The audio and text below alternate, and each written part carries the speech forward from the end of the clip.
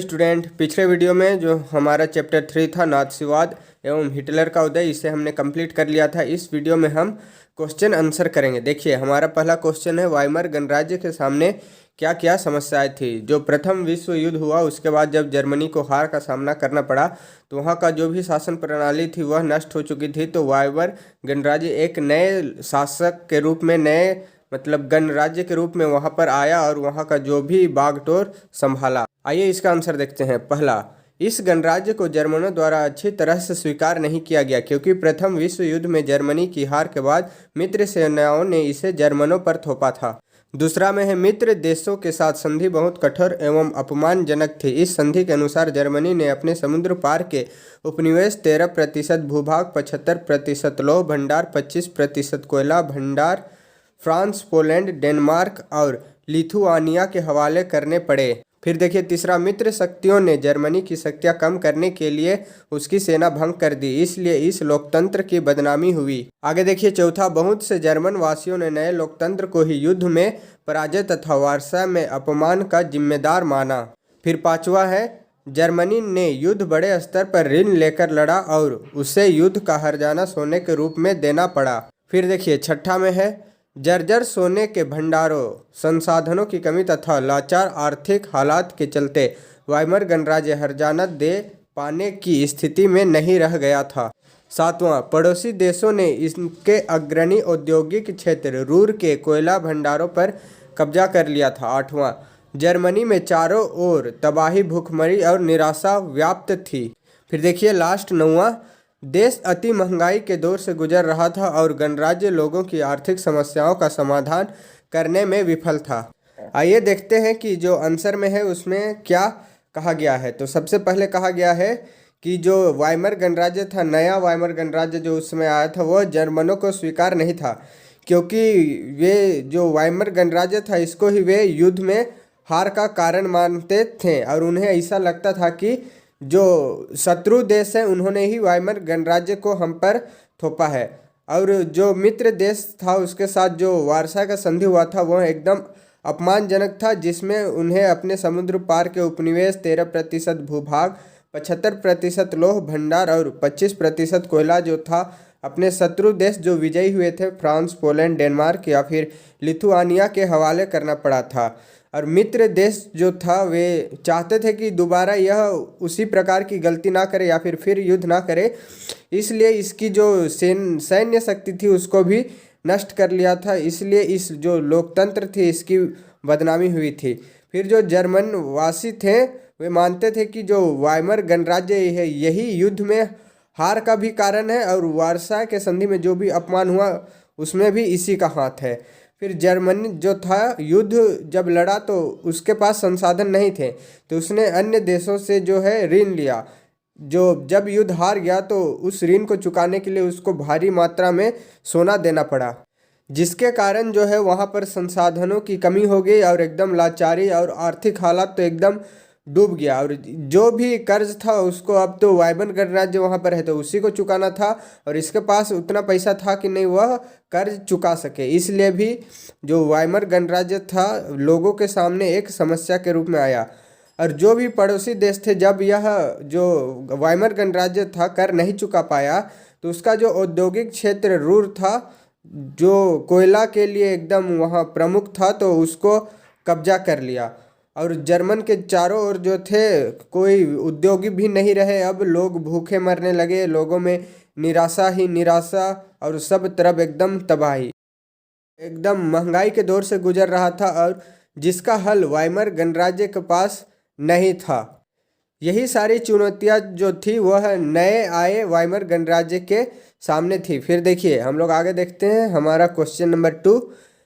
इस बारे में चर्चा कीजिए कि 1930 तक आते आते जर्मन में नाथसीवाद को लोकप्रियता क्यों मिलने लगी। देखिए उत्तर, जर्मन में नाजीवाद की लोकप्रियता के मुख्य कारण इस प्रकार थे। पहला में है वार्सा की संधि। यह संधि जर्मनों के लिए इतनी कठोर तथा अपमानजनक थी। जर्मनी के लोग हिटलर को जर्मनी की खोई हुई प्रतिष्ठा पुनः दिलाने वाले प्रतीक के रूप में देखते थे। फिर अगला था आर्थिक संकट। 1929 से 1933 के बीच वैश्विक आर्थिक संकट से जर्मन अर्थव्यवस्था पर सबसे गहरी मार पड़ी। देश अति मुद्रास्फीति के दौर से गुजर रहा था। इस समय के दौरान नाजीवाद जन आंदोलन बन गया। फिर अगला देखिए ग नंबर, राजनीतिक उथल पुथल। जर्मनी में बहुत से राजनीतिक दल थे, जैसे राष्ट्रवादी, राजभवत, कम्युनिस्ट, सामाजिक लोकतंत्रवादी आदि। इसने सरकार को कमजोर कर दिया और अंततः नाजियों को सत्ता हथियाने का अवसर दे दिया। फिर अगला देखिए घ, जर्मनों को लोकतंत्र में बिल्कुल विश्वास नहीं था। प्रथम विश्व युद्ध के अंत में जर्मनी की हार के बाद जर्मनों का संसदीय संस्थाओं में कोई विश्वास नहीं था। उन्होंने खुले दिल से हिटलर का साथ दिया क्योंकि उसमें उनके सपने पूरे करने की योग्यता थी। फिर अगला नंबर में है वाइमर गणराज्य की विफलता। वाइमर गणराज्य देश के आर्थिक संकट का हल निकालने में असमर्थ रहा। इसने नाजियों को एक सुनहरा मौका प्रदान किया। चा में देखिए हिटलर का व्यक्तित्व। हिटलर जबरदस्त वक्ता, एक योग्य संगठक, उपाय कुशल एवं काम करने वाला था। उसने एक शक्तिशाली राष्ट्र गठन करने, वार्साई की संधि के अन्याय का बदला लेने और जर्मनों की खोई प्रतिष्ठा वापस दिलाने का वादा किया। हमारा जो सेकंड नंबर क्वेश्चन है उसमें हम लोगों को कहा गया है कि चर्चा कीजिए कि 1930 तक आते आते नात्सीवाद जो था वह लोकप्रिय क्यों हो गया। तो इसका आंसर देखिए, जर्मन में नाजीवाद थे या फिर नात्सीवाद था, इसका लोकप्रिय होने के निम्न कारण थे। देखिए पहला में है वार्साई की संधि। जब प्रथम विश्व युद्ध खत्म हुआ तो उसके बाद जर्मन को हार का सामना करना पड़ा, और युद्ध में जब उसको हारा गया तो उसको अपना देश लेने के लिए कुछ संधियों पर हस्ताक्षर करने पड़े। तो यह संधि जो था जर्मनों के लिए बहुत कठोर था। उसमें भारी मात्रा में उन लोगों को कर्ज चुकाना पड़ा, सोना देना पड़ा, अपना भूभाग देना पड़ा, उपनिवेश देना पड़ा, यहाँ तक कि अपमान भी सहना पड़ा। तो जो हिटलर था वह लोगों को यह उम्मीद दिलाता था कि जो भी उसकी खोई हुई प्रतिष्ठा है वह उसको वापस दिला सकता है। फिर दूसरा कारण है आर्थिक संकट। मतलब जो हिटलर था या फिर नात्सीवाद था उसको आर्थिक संकट से भी फायदा मिला। अक्सर लोग गरीबी का ही फायदा उठाते हैं और उससे लाभ कमाते हैं।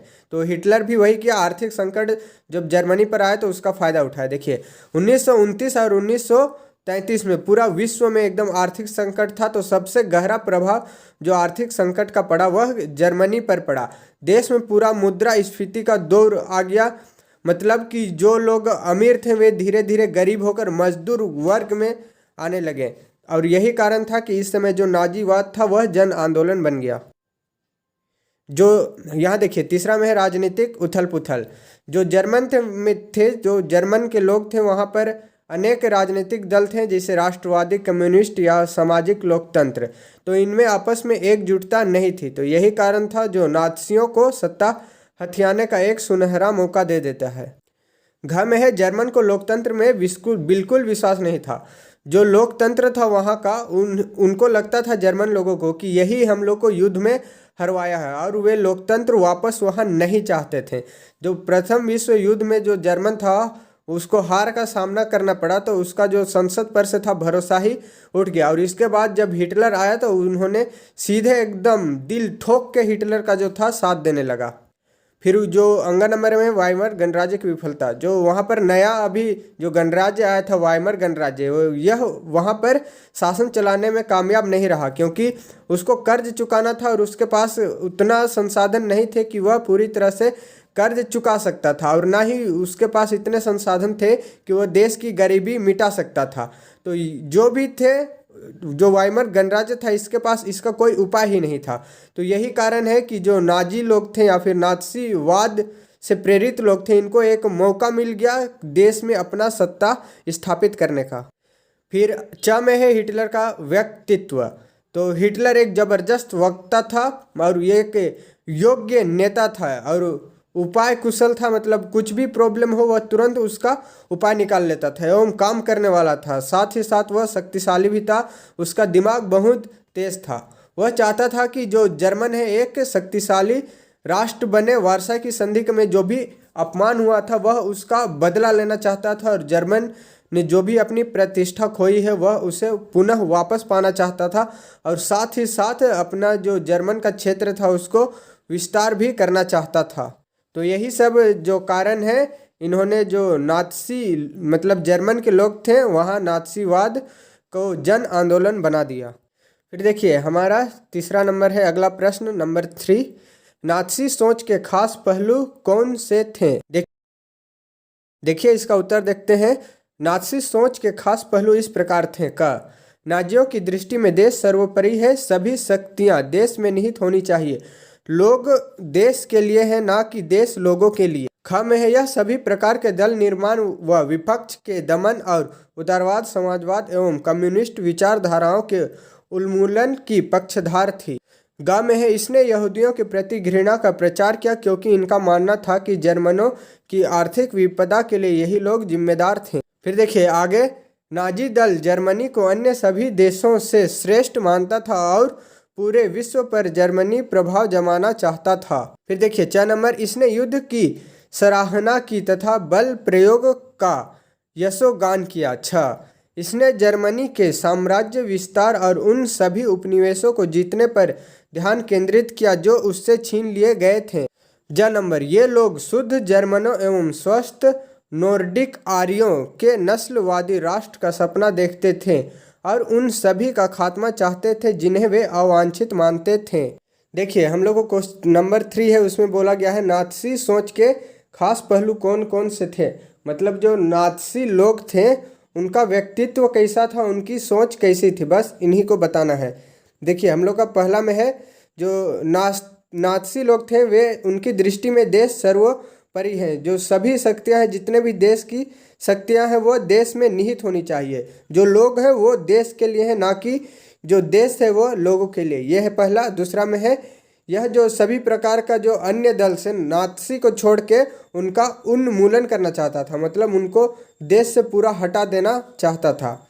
तीसरा में देखिए, यह यहूदियों के प्रति घृणा का प्रचार किया और यह मानता था कि जो यहूदी लोग हैं वे अवांछित नस्ल हैं, या फिर इनके साथ साथ अन्य कई नस्ल थीं जो अवांछित मानते थे और उनका खात्मा करने लगे। जहरीले गैसों के रूप में उनको ठूस दिया जाता था और एक साथ कई लोगों को मार दिया जाता था। यही सब पॉइंट हैं जिन्हें जो नात्सी लोग थे नात्सीवाद का जो है जड़ मानते थे, आधार मानते थे, इन्हीं को प्रतिष्ठा मानते थे। आई होप जो क्वेश्चन आंसर का यह सेशन है आपको पसंद आया होगा। Like this video, comment, share and subscribe this channel. Thank you.